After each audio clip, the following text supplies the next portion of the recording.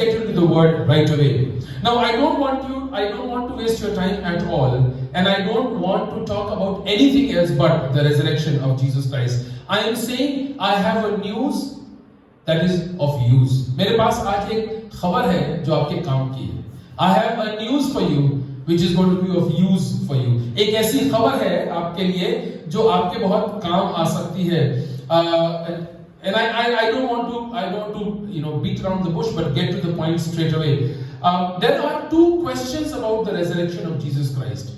प्रभु यीशु मसीह के पुनरुत्थान से संबंधित दो प्रश्न हैं जिसके बारे में मैं आपके साथ कुछ बातों का अध्ययन करना चाहता हूं, चिंतन करना चाहता हूं, और इन्हीं दो प्रश्नों के उत्तर में आज का संदेश मैं आपके साथ शेयर करना चाहता हूं. The two questions, Easter, the resurrection. पुनरुत्थान, प्रभु यीशु मसीह का मुर्दों में से जी उठना. What does it mean? इसके मायने क्या है, क्या मतलब है इसका? और दूसरी बात, why is it important? Why does resurrection matter to us? प्रभु यीशु मसीह के पुनरुत्थान के क्या मायने हैं, क्या उसका अर्थ है, उसका मतलब क्या है, और ये क्यों जरूरी है हमारे लिए. Now in the next 24 hours, more than 1 billion people all across the world will be celebrating the resurrection of Jesus Christ. अगले 24 घंटों में एक बहुत बड़ी संख्या, 1 बिलियन को मैं हिंदी में 100 crore, I don't know, 1000 crore, whatever, a huge number, एक बहुत बड़ी संख्या इस संसार में प्रभु यीशु मसीह के पुनरुत्थान के पर्व को मनाने जा रही है. सवाल ये उठता है, ये कैसे संभव है कि एक घटना जो आज से 2020 करीब 2020 साल पहले घटी, वो आज भी लोगों के लिए इतनी जरूरी है, और वो घटना आज भी इतनी महत्वपूर्ण है कि लोगों के जीवन उससे बदल जा रहे हैं. Why and how is an event that happened 2020 approximately years ago is still so important today? And in Christian countries there are still traffic jams because everybody goes to church to worship on the resurrection day. So there are two questions, and I want all of us to ponder over these two questions. Now the truth is, सच्चाई ये है कि प्रभु यीशु मसीह का पुनरुत्थान एक ऐतिहासिक सच्चाई है. The truth is that the resurrection of Jesus Christ is a reality. It's a historical fact. Okay? ये एक सच्चाई है जो घटित हुई, and it did not happen in secret. ये कहीं चुपचाप से अकेले में होने वाली घटना नहीं थी. एक पूरे शहर ने, यरूशलेम शहर ने इस घटना को होते हुए देखा है, और रोमी साम्राज्य के लोगों ने प्रभु यीशु मसीह को पकड़ करके सलीब पर चढ़ा करके और जिंदा उसको सलीब के ऊपर चढ़ा दिया और मार डाला. मैं सोचता हूं कि ये घटना इतनी जरूरी है, इतनी इंपॉर्टेंट है कि शायद यदि उस समय पर आज की तरह न्यूज चैनल्स रहे होते तो सारे न्यूज चैनल के रिपोर्टर्स वहीं पर क्रूज के पास खड़े होते, और किसी को मौका मिल जाता तो वो उन रोमी सैनिकों से माइक लगा के पूछते, एक जिंदा व्यक्ति को क्रूज पर चढ़ा करके आपको कैसा महसूस हो रहा है? या शायद हो सकता है कि एक स्टैंड के ऊपर माइक लगा करके यीशु मसीह के पास माइक पहुंचा के पूछते और कहते, आपके सिर पर कांटों का ताज लगा हुआ है, हाथों में कीलें ठुकी हैं, पैर में बड़ा कील ठुका हुआ है, आपको कैसा महसूस हो रहा है? This event is so important that probably the news channels would have sent the reporters to go and catch up live on the entire proceedings. There are at least 15 historical references to Jesus meeting, touching people, talking with people after his resurrection. प्रभु यीशु मसीह के पुनरुत्थान के बाद कम से कम 15 ऐसी घटनाएं हुई हैं जहां पर यीशु मसीह की लोगों से मुलाकात हुई, उनसे बातचीत हुई, उनको उसने छुआ, उनके साथ संगति करी. और इसीलिए मैं कह रहा हूं ये एक ऐसी घटना है जो सच है, जो हुई. और आज की सुबह इस घटना से संबंधित दो प्रश्न मैं आपके सामने रखना चाहता हूं. Question number 1, what does it mean? प्रभु यीशु मसीह के पुनरुत्थान का क्या मतलब है, क्या मायने हैं, क्या इंपॉर्टेंस है? Number one, and there are 3 meanings. Number 1, resurrection means Jesus is who he claimed to be. पुनरुत्थान का मतलब यह है, यीशु जिस बात का दावा करता था वो वही था. किसी ने कहा है जितने दावे यीशु मसीह करता था, या तो वो जो कहता था वो था, या उससे बड़ा झूठा व्यक्ति और मानव इतिहास में नहीं होगा. Someone has said, for the claims that Jesus has made, either his claims were all correct, or he was the biggest liar that humanity has ever seen. So the first meaning of resurrection is that Jesus is who he claimed to be. जो यीशु दावा करता था वो वही था। यूहन्ना की इंजील 11वां अध्याय उसका 25वां पद, John chapter 11 verse 25, Jesus said, I am the resurrection and life. He who believes in me will live even though he died.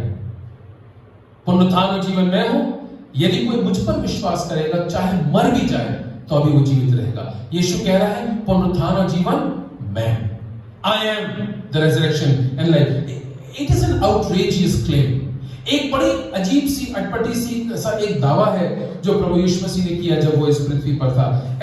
यीशु मसीह ने कुछ और भी अपने दावे किए। उसने कहा मैं परमेश्वर हूं, I am God. Jesus claimed that he was God. He said I am perfect. I am perfect. I am the only way to heaven. स्वर्ग का मैं एकमात्र द्वार हूं। I am the only way. If you want to go to heaven, come and follow me. यदि आप स्वर्ग जाना चाहते हैं मेरा अनुसरण कीजिए। उसने कहा I am the savior of the world. मैं इस संसार का उद्धार करता हूं। Now बाइबल में प्रभु यीशु मसीह को बहुत सारे लोगों ने एक अच्छे शिक्षक के रूप में, गुरु के रूप में भी संबोधित किया। They said Jesus, you are a great teacher.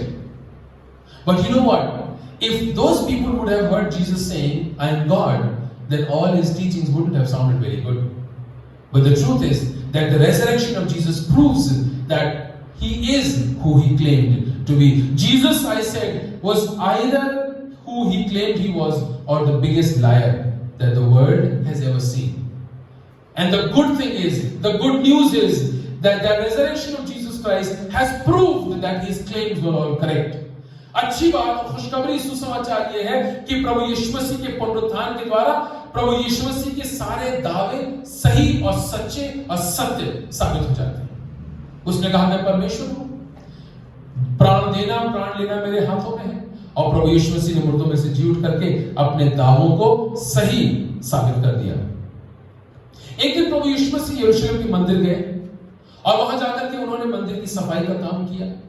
जो लोग वहां पर सिक्के अदला बदली कर रहे थे उनके पीढ़ों को पलट दिया, जानवरों को खोल दिया, लोगों को वहां पर बोला, डांटा, फटकारा और एक रस्सी के चाबुक से उनको मारा, भगाया और कहा तुमने मेरे पिता के घर को जो प्रार्थना का घर है तुमने डाकुओं की खो बना दिया है। कुछ लोगों ने, बड़े लोगों ने, सीनियर लोगों ने आकर के प्रभु यीशु मसीह से कहा तू ये जो करता है किसके अधिकार से करता है? You know, what is the authority that you have that you've come into the temple of Jerusalem and you're cleaning the temple, you're chasing people out from here, you're opening up all the animals, you're letting them loose, you're overturning the tables of the money changers. What authority do you have that you're doing this? And Jesus said, the authority I have, that is, I am God. यीशु मसीह ने कहा जो अधिकार मेरे पास है वो ये है कि मैं स्वयं परमेश्वर हूं। I am God. And they said, prove it. उन्होंने कहा इस बात को साबित कर दी तू परमेश्वर है। यीशु मसीह ने कहा तुम इस मंदिर को ढा दो और मैं 3 दिन में इसे फिर से खड़ा कर दूंगा। लोग आपस में वाद विवाद और बातचीत करने लगे, ये कैसे संभव है? यरूशलेम के मंदिर को तो बनने में 40 से अधिक साल लगे थे, ये कैसे कह रहा है कि इसको ढा दो मैं 3 दिन में इसको खड़ा कर दूंगा? असल में कलाम में लिखा है वो तो अपनी देह के बारे में बात कर रहा था। Jesus was not talking about the literal temple of Jerusalem. Jesus was talking about his own body, the word says. And that day Jesus prophesied and promised that he will die and that he will rise up from the grave on the 3rd day. He claimed to be God and his resurrection backs up what he claimed to be. उसने दावा किया कि वो परमेश्वर है और उसके पुनरुत्थान ने उसके इस दावे को सही साबित कर दिया। John chapter 14 and verse 6, I am the way, the truth and the life. No one can get to the Father except me. That is a pretty strong statement. And listen to the I am the way, I am the truth, I am the life. No one can get to the Father but through me. पुनरुत्थान और जीवन और राह मैं ही हूं, मेरे बिना पिता तक कोई नहीं पहुंच सकता। ये दावे जो प्रभु यीशु मसीह के थे, ये सारे दावे उस दिन सही सिद्ध हो गए जिस दिन प्रभु यीशु मसीह मुर्दों में से जी उठा। And Jesus, therefore, his resurrection proves and he claims his claims were outrageous, and that day, on the day of resurrection, Jesus is who he claimed to be was proved. Number 2, दूसरी बात, What else does the resurrection mean? It means Jesus showed that he had the power he claimed to have. प्रभु यीशु मसीह का पुनरुत्थान इस बात को सिद्ध करता है कि जो जिस सामर्थ का वो दावा करता था कि वो सामर्थ, वो ताकत, वो काबिलियत उसके पास है, यीशु मसीह के पुनरुत्थान ने उसके इस दावे को भी सही सिद्ध कर दिया. Jesus said, all power on earth and in heaven has been given to me. Why? Because he was God, he is God, and he is the only God. And he said, everything God can do, I can do. John chapter 10 and verse 18 says this, nobody takes my life from me. I have the power to lay it down and I have the power to take it up again. यूहन्ना 10 उसके 18 लिखा है, किसी को मुझसे प्राण लेने का अधिकार नहीं है. मैं अपनी इच्छा से प्राण देता हूं, अपनी इच्छा से प्राण लेता हूं. उसने बहुत बड़े और गंभीर दावे किए और हम खुदा का शुक्र करते हैं कि प्रभु यीशु मसीह के पुनरुत्थान ने उसके सभी दावों को बिल्कुल सही सिद्ध कर दिया. So the resurrection shows that Jesus shows he had the power he claimed to have. जिन ताकत की है, जिस सामर्थ का वो दावा करता था, यीशु के पास वो सामर्थ थी. यदि आप सुसमाचारों को पढ़ेंगे तो आपको मालूम पड़ेगा कि प्रभु यीशु मसीह वाकई में अधिकार रखता था. वो हवाओं को डांट देता था, वो पेड़ों को श्राप दे देता था, मुर्दों को जिला देता था, बीमारों को शिफा दे देता था, अंधों को आंख दे देता था, लंगड़ों को पैर दे देता था चलने के लिए. तमाम तरह के अनोखे आश्चर्य कर्म प्रभु यीशु मसीह ने किए. और अंत में जो सबसे गंभीर आश्चर्य कर्म हुआ वो था प्रभु यीशु मसीह का पुनरुत्थान. और लिखा है वो मुर्दों में से तीसरे दिन जी उठा. And therefore resurrection shows that Jesus had the powers that he claimed to have. तीसरी बात, what else does the resurrection show? It shows that Jesus does what he promises to do. पुनरुत्थान, प्रभु यीशु मसीह का पुनरुत्थान इस बात को भी बताता है कि जो वायदा प्रभु यीशु मसीह करता है वो उसको पूरा करता है. आपको ये बात मालूम है कि प्रभु यीशु मसीह ने अपने पुनरुत्थान का वायदा लोगों से किया था. Jesus had promised his resurrection to the people, to other people and even to his own disciples. अभी हम लोगों ने पढ़ा जब प्रभु यीशु मसीह मंदिर की सफाई करके बाहर निकला तो पुरनियों ने, याजकों और महायाजकों ने यीशु से पूछा, तू किस अधिकार से इन कामों को करता है? तो यीशु मसीह ने कहा, मैं इस अधिकार से करता हूं कि मैं स्वयं परमेश्वर हूं. और जब लोगों ने कहा इसको सिद्ध करो, यीशु मसीह ने कहा तुम इस मंदिर को ढा दो और इसको मैं तीसरे दिन फिर से खड़ा कर दूंगा. और लिखा है बाइबल में कि वो अपनी देह के बारे में, अर्थात अपने पुनरुत्थान के बारे में वो वायदा कर रहा था, वो भविष्यवाणी करता. Jesus promised and prophesied about his resurrection, and his resurrection proves that Jesus does what he says. जो वो वायदा करता है वो उसको पूरा करता है. प्रभु यीशु मसीह ने केवल यही पर नहीं, अपने चेलों से भी कहा था कि अवश्य है कि मनुष्य का पुत्र पकड़वाया जाए, मारा जाए, मृतकों के लोक में उतरे और फिर तीसरे दिन जी उठे. और जैसा यीशु मसीह ने वायदा किया था, प्रभु यीशु मसीह ने वैसा ही किया. Mark chapter 10 and verse 34, Jesus says, they will mock and flog and kill me, but after 3 days I will come back to life. वो मुझे पकड़ेंगे, वो मुझे मार डालेंगे, वो मुझे दफना देंगे, परंतु तीसरे दिन में अवश्य मुर्दों में से जी उठूंगा. And therefore the cross was no surprise, it was actually God's plan of salvation. प्रभु यीशु मसीह को जो सलीबी मौत दी गई वो कोई आश्चर्यचकित करने वाली बात नहीं है. ये उद्धार की योजना का भाग था, जो योजना परमेश्वर ने प्रभु यीशु मसीह के लिए बनाई थी. मैं कभी-कभी सोचता हूं कि प्रभु यीशु मसीह की मृत्यु की जो पूरा जो घटनाक्रम है उसमें एक बड़ा ह्यूमर एलिमेंट भी है. There is a lot of humor element to the death and the resurrection of Jesus Christ, and I want you to listen to this very carefully. Now imagine with me, think about the Roman soldiers who had captured Jesus, who tortured Jesus, who put that crown of thorns on Jesus' head, who put the nails in his hands, who put the nails in his feet, who put that javelin in his side, and they saw that instead of blood, water was coming out. They saw Jesus die.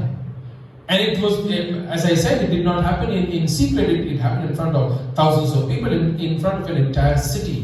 हजारों लोगों के सामने इन रोमी सैनिकों ने प्रभु यीशु मसीह को मौत के घाट उतारा. मैं सोचता हूं इन रोमी सैनिकों को कैसा लगा होगा.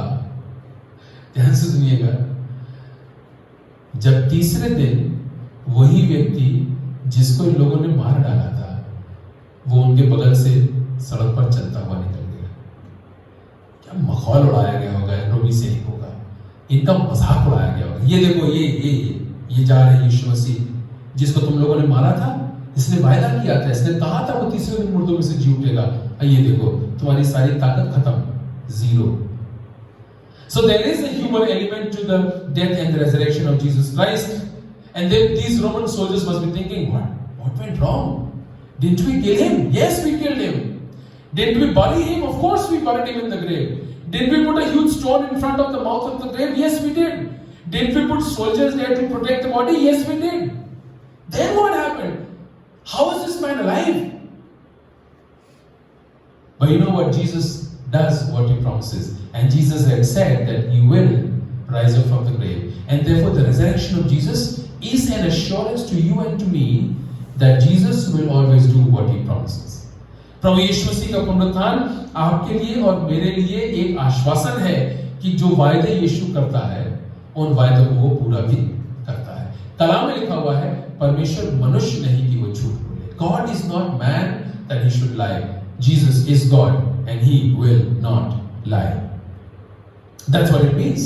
So because Jesus did rise, because he is who he says he is, because he has the power to do what he promises to do, and he kept the promises, then this brings us to the second question. So if these things are true, so what? So what does the resurrection matter? प्रभु यीशु मसीह का पुनरुत्थान हमारे लिए जरूरी बात क्यों है और क्या फायदा है इससे? Now, what does the resurrection of Jesus mean? There are three things, and I want to briefly touch upon these three things, and we will close for this afternoon. प्रभु यीशु मसीह के पुनरुत्थान से हमें क्या फायदा है, क्या लाभ है हमको? तीन बातें हैं, संक्षेप में आपके सामने रखना चाहता हूं। Number one, the resurrection of Jesus means that my past can be forgiven. प्रभु यीशु मसीह के पुनरुत्थान का अर्थ यह है कि मेरा अतीत भुलाया जा सकता है, मेरे अतीत से मुझे माफी मिल सकती है, मेरे अतीत से मुझे छुटकारा मिल सकता है। And that is good news my dear people. ये एक अच्छा समाचार है मेरे प्यारे भाइयों बहनों। आपने कभी ऐसा कोई काम शुरू किया, इसको सुनिए, एक बहुत व्यवहारिक बात बता रहा हूं। आपने आज तक कभी कोई ऐसा काम शुरू किया क्या जिसको कुछ दूर करने के बाद आपको लगा अरे गलती हो गई, काश कि इस काम को मैं फिर से शुरू कर पाता? For example painting a house, और or some carpentry work, or maybe even cooking. So you start cooking a nice dish, and halfway through the cooking process you realize you've made a mistake somewhere and you wish you could restart the entire process.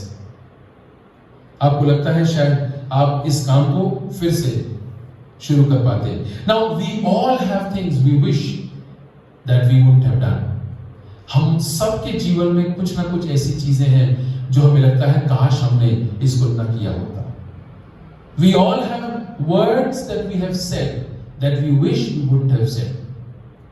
हम सब ने ऐसे शब्द कहे हैं जो हम उम्मीद करते हैं काश हमने वो शब्द अपने मुंह से ना कहे होते। We all have thoughts that we have thought and we wish we wouldn't have got those thoughts.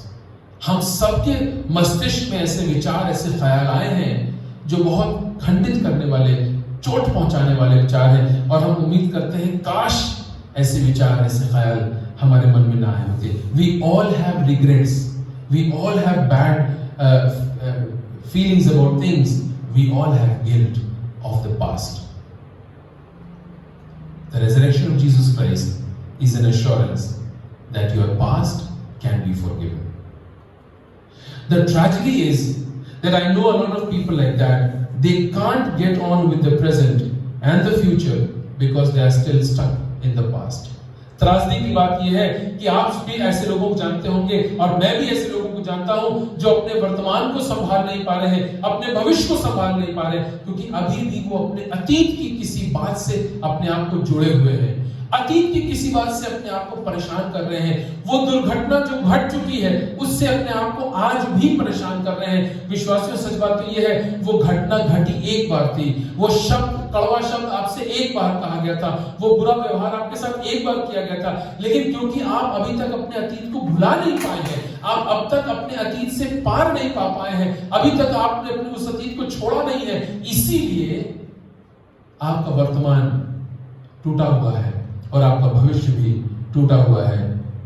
Your past has not let you handle your present and is on the verge of destroying your future. Colossians chapter 3 and verse 14 is a good news. The word says, He has forgiven all our sins and cancelled every record of the debt we owed. Christ has done away with it by nailing it to the cross of Calvary. This is God's pardon plan.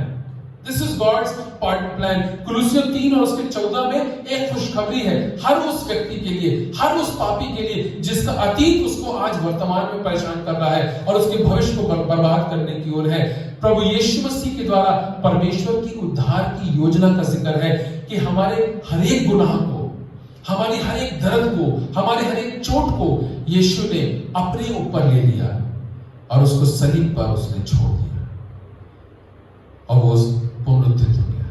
Jesus took up all our guilt, all our shame, all our rejection, all our sins and put it on the cross of Calvary and left it there and resurrected from the grave. Jesus is alive and His resurrection gives us a hope that our past has been forgiven. प्रभु यीशु मसीह जब सलीब पर लटका हुआ था, उसने पुकार कर कहा, पिता पूरा हो गया। Lord, the work is done. The price has been paid. दाम चुकाया जा चुका है। ग्रीक भाषा में इसको कहते हैं टेटेलेस्टाई। टेटेलेस्टाई का मतलब है the price has been paid. मेरे पापों का दाम चुका दिया गया। My past has been paid for. It is over and I am forgiven. मेरा अतीत, मेरे गुनाह, मेरी चोट, मेरे दर्द, वो कड़वाहट, वो क्लेश, वो बुराई, वो दुख प्रभु यीशु मसीह ने सलीब के ऊपर ले लिया, उसका दाम चुका दिया और आज मैं अपने अतीत से आजाद हूं क्योंकि यीशु के पुनरुत्थान के द्वारा उसका दाम चुका दिया गया है। Now I don't have to feel the shame because Jesus felt the shame on my behalf. I don't have to feel lonely because Jesus felt lonely on my behalf. I don't have to feel rejected because Jesus took all that rejection on Himself and left it on the cross and rose from the dead. Jesus is alive and the resurrection of Jesus Christ gives us a hope that my past can be forgiven. Second thing, what else does resurrection mean? It means that my present problems can be managed. पुनरुत्थान का अर्थ ये भी है, न सिर्फ ये कि मेरे अतीत से मुझे माफी मिल सकती है, शिफा मिल सकती है, लेकिन पुनरुत्थान का अर्थ यह भी है कि प्रभु यीशु मसीह के सामर्थ और अनुग्रह के द्वारा मैं अपने वर्तमान को भी अच्छे से संभाल सकता हूं। न सिर्फ मेरे अतीत से मुझे माफी मिल गई, न सिर्फ उस दोष के भाव से मुझे आजादी मिल गई, लेकिन मैं अपने वर्तमान को भी अच्छे से संभाल सकता हूं। Now you will agree when I say that much of life is unmanageable. हमारे जीवन का ज्यादातर हिस्सा जो है वो हमारे नियंत्रण के बाहर होता है। अनमैनेजेबल का मतलब यह है कि it is out of my control, मेरे नियंत्रण के बाहर है। Okay, now there is an author who writes books related to parenting and his name is Charlie Shedd. And it is told about Charlie Shedd that when he got married and he and his wife were a very young couple, they used to travel and Charlie Shedd used to give a very popular talk entitled 10 ways of effective parenting. अपने बच्चों को का लालन पालन करने के 10 तरीके, 10 ways of effective parenting. And then Charlie Shedd and his wife got their first child. So the title of his lecture changed from 10 ways of parenting, 10 effective ways of parenting. The title changed to 10 tips of parenting. And then they had the second child, and the title of the lecture changed to 10 possibilities of parenting. And after the third child, Charlie Shedd stopped giving that lecture. Because after the third child, Charlie and his wife knew that everything that the children did were not in their control. So he stopped delivering that lecture. Maturity is when you figure out that you cannot have everything in your control. Maturity is when you realize that you cannot manage all that life has to offer to you. But the good news is that God can take control of everything. परिपक्वता यह है कि हम इस बात को समझें कि अपने जीवन की हर परिस्थिति का नियंत्रण हम अपने हाथों में नहीं ले सकते हैं। इसलिए प्रयास मत कीजिए, आप केवल अपने आप को विच्छेदित और खंडित कर देंगे, आप अपने आप को परेशान कर देंगे, आप अपने आप को तोड़ लेंगे यदि आप अपने जीवन की हर परिस्थिति को अपने हाथ में रखने की कोशिश करेंगे। परिपक्वता यह है कि ये समझना कि जीवन की हर परिस्थिति मेरे हाथ में नहीं है, लेकिन हाँ, मेरे जीवन की हर परिस्थिति परमेश्वर के हाथ में अवश्य है। I don't have the control over my life, but God does have control over all areas of my life, and that is maturity. I can't, but God can. मैं नहीं नियंत्रण ले सकता अपने वर्तमान का, लेकिन परमेश्वर कर सकता है। I am not capable, but He is capable. It is impossible with me, but not with God. Things are out of my control, but not out of His control.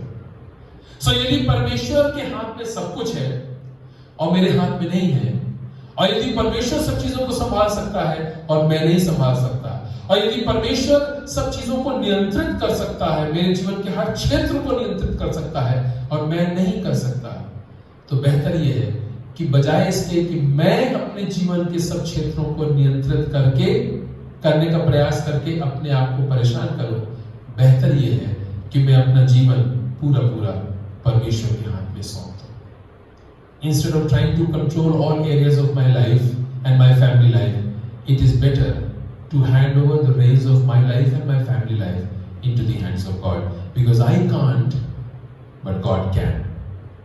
The resurrection of Jesus Christ gives us the assurance that my present can be managed. प्रभु यीशु मसीह का पुनरुत्थान हमें यह आश्वासन देता है कि मेरे वर्तमान को भी परमेश्वर संभाल सकता है और सुरक्षित रख सकता है। आपने बहुत सी बार सुना होगा, लोग कहते हैं ये आदत मैं छोड़ ही नहीं पा रहा हूं, मेरे बस के बाहर की बात है। I feel powerless in leaving this bad habit, or I feel powerless in managing this relationship, or I feel powerless in trying to get out of the debt. मैं अपने समय को नहीं मैनेज कर पा रहा हूं, मेरा बस नहीं है, इस रिलेशनशिप के ऊपर मेरा बस नहीं है, इस आदत के ऊपर मेरा बस नहीं है, मेरी कड़वी गंदी क्लेश से भरी हुई सोच के ऊपर मेरा बस नहीं है, पुरानी बातों को मैं दिल से निकाल नहीं पा रहा हूं, इस पर मेरा बस नहीं है। मैं आपको आज एक खुशखबरी देना चाहता हूं, यीशु जिंदा है और आपके बस में नहीं है, लेकिन उसके बस में है। It is not in your control, but it is in his control. और इसीलिए जरूरी ये है कि बजाय इसके कि मैं उसको अपने बस में करने की कोशिश करूं, मैं अपने जीवन के सारे क्षेत्रों को परमेश्वर को सौंप दूं। And God is craving, my dear people, to have a relationship with you.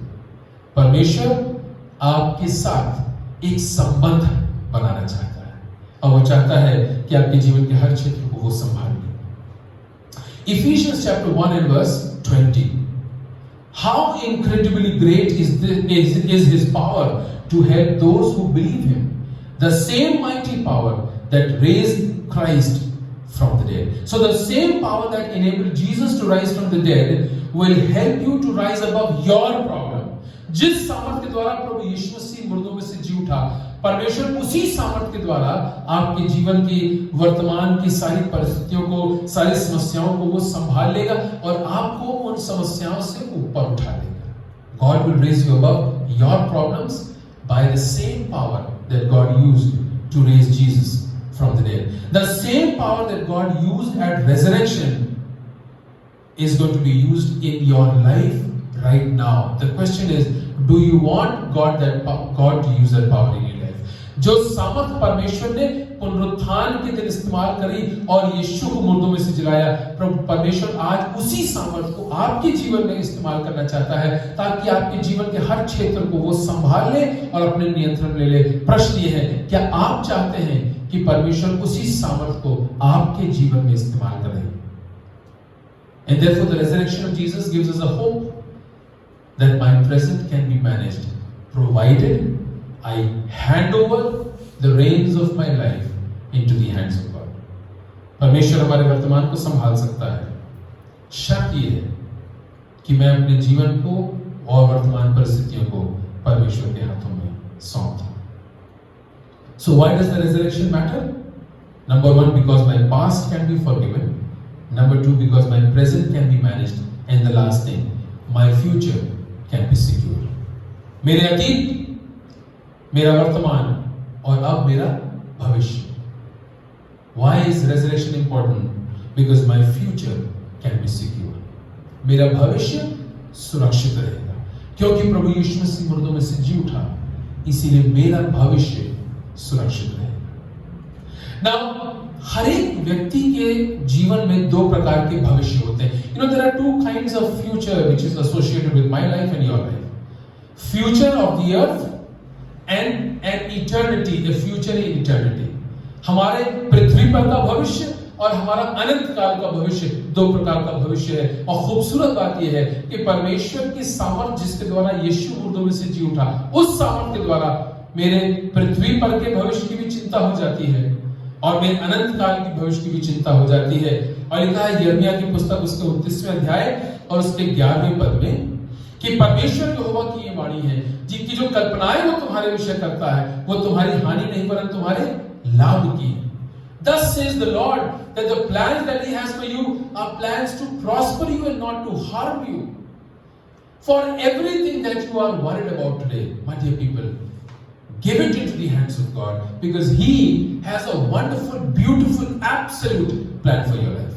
परमेश्वर के पास आपके जीवन के लिए एक उत्तम योजना है और कलाम में लिखा है वो योजना आपके फायदे की, आपके नुकसान की नहीं। संसार के लोग तो नुकसान की योजना बनाते हैं आपके लिए, लेकिन परमेश्वर आपके लिए उत्तम योजना बनाएगा, सामर्थ की, उन्नति की, फायदे की, अच्छाई की योजना बनाएगा। That is how God handles our earthly future. और उसके बाद लिखा है कलाम में कि परमेश्वर ने जिस सामर्थ के द्वारा यीशु को मुर्दों में से जिलाया था, परमेश्वर उसी सामर्थ के द्वारा आपको और मुझे भी मुर्दों में से जिलाएगा और हम परमेश्वर के साथ स्वर्गीय धाम में सदा सर्वदा के लिए निवास करेंगे। I am talking about death. मैं मृत्यु के बारे में बात कर रहा हूं। Now the important thing is that people don't want to and don't like to talk about death. लोग मृत्यु के बारे में बात नहीं करना चाहते। You invite your friends to your house over a cup of coffee, sit with them and say, come on people, let's talk about death. They will immediately get up and go and never come back to your home. आप अपने लोगों को, अपने मित्रों को घर बुलाइए, coffee के साथ बैठिए और उनसे कहिए आइए हम लोग मृत्यु के बारे में बात करें, मौत के बारे में बात करें। उठ के चले जाएंगे, फिर लौट के कभी नहीं आएंगे। The fact is that everybody has a deep, internal, innate longing to know that what is going to happen after I die. सच्चाई ये है, हम इस हर एक के दिल के अंदर कहीं पर गहराई में छुपा हुआ एक प्रश्न है और हम सब जानना चाहते हैं कि मेरे मृत्यु के बाद मेरा क्या होगा, मेरे मृत्यु के उपरांत क्या होगा। What is going to happen on the other side of eternity? जब मेरा पृथ्वी पर का डेरा सरीखा घर गिराया जाएगा, उसके बाद मेरा क्या होगा। What is going to happen to me after I die? And the fact is that there are many misconceptions about heaven, and most of them are because of the movies that are made about heaven. बहुत सारी movies बनी हैं स्वर्ग के बारे में और बहुधा जो भ्रांतियां हैं, जो गलत शिक्षाएं हैं स्वर्ग के बारे में, वो उन्हीं मूवीज से, चलचित्रों से ही आती हैं। और बहुत सारे misconceptions हैं between about heaven and hell. Now one day the Bible says that one day you're going to stand before God and you're going to need to know the right answers to all of your life situations. Bible इस बात को बताती है कि एक समय आएगा जब हम पृथ्वी पर का अपने सफर को समाप्त करेंगे, जब हम स्वर्गीय स्थानों में होंगे, न्याय के सिंहासन के सामने खड़े होंगे और कलाम में लिखा है हर एक जन अपने अपने जीवन का लेखा देगा। We will have to answer God. We are accountable. We are accountable. Now, as I told you that heaven is a perfect place. Heaven is a perfect place. स्वर्ग जो है वो एक सिद्ध स्थान है। And it goes without saying that the perfect place can be inhabited by perfect people. स्वर्ग एक सिद्ध स्थान है और एक सिद्ध स्थान में सिद्ध व्यक्ति ही पहुंच सकता है. Okay? Now, in order for you and me to become perfect, इसके लिए कि आप और मैं सिद्ध हो जाएं, what we have to do?